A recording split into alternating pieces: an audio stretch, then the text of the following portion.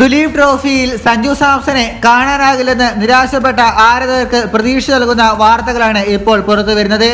സൂര്യകുമാർ യാദവിന് പരിക്കേറ്റതോടെ സഞ്ജുവിന് ടീമിലേക്ക് അപ്രതീക്ഷിതമായി വെളിയെത്താനുള്ള സാധ്യത തെളിഞ്ഞിരിക്കുന്നു.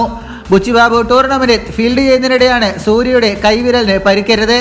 പരിക്കിന്റെ ഗൗരവം വ്യക്തമല്ലെങ്കിലും സൂര്യ ദുലീപ് ട്രോഫിയിൽ നിന്ന് പിന്മാറാനുള്ള സാധ്യത തള്ളിക്കളയാനാകില്ല. അങ്ങനെ സംഭവിച്ചാൽ പകരക്കാരനായി സഞ്ജുവിനെ പരിഗണിക്കാനുള്ള സാധ്യത ഏറെയാണ്. ദുലീപ് ട്രോഫിയിൽ ടീം സിയുടെ ഭാഗമാണ് സൂര്യകുമാർ യാദവ്. ടീമിന്റെ ക്യാപ്റ്റൻ ഋതുരാജ് ഗെയ്ക്വാദിനൊപ്പം ഏറ്റവും പരിചയസമ്പന്നനായ താരം കൂടിയാണ് സൂര്യ. അതിനാൽ അദ്ദേഹത്തിന്റെ അഭാവം ടീമിന് തിരിച്ചടിയാകും. സൂര്യയ്ക്ക് പുറമെ സായ് സുദർശൻ, രജത് പട്ടീദാർ എന്നിവരാണ് ടീം സിയുടെ ബാറ്റ്നിരയിലെ മറ്റു പ്രധാനികൾ.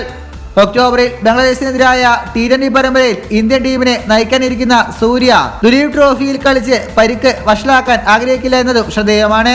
സൂര്യയ്ക്ക് പകരം സഞ്ജുവിന് അവസരം ലഭിച്ചാൽ അത് അദ്ദേഹത്തിന് വലിയ നേട്ടമാകും.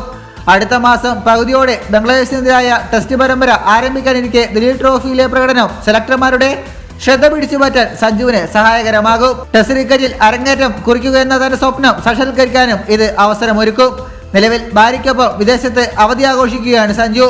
എന്നാൽ ദുലീപ് ട്രോഫിയിലേക്ക് വിളിയെത്തിയാൽ അദ്ദേഹം തീർച്ചയായും കളിക്കാൻ തയ്യാറാകുമെന്നാണ് പ്രതീക്ഷിക്കുന്നത്. അടുത്ത മാസം തുടങ്ങുന്ന കേരള ക്രിക്കറ്റ് ലീഗിൽ സഞ്ജു വിട്ടുനിൽക്കാൻ തീരുമാനിച്ചെങ്കിലും ദുലീപ് ട്രോഫി പോലൊരു വലിയ അവസരം അദ്ദേഹം വേണ്ടെന്ന് വെക്കില്ല. ഇതുപോലുള്ള പുതിയ വാർത്തകൾക്കായി ചാനൽ ഇപ്പോൾ തന്നെ മറക്കാതെ സബ്സ്ക്രൈബ് ചെയ്ത് വെക്കുക.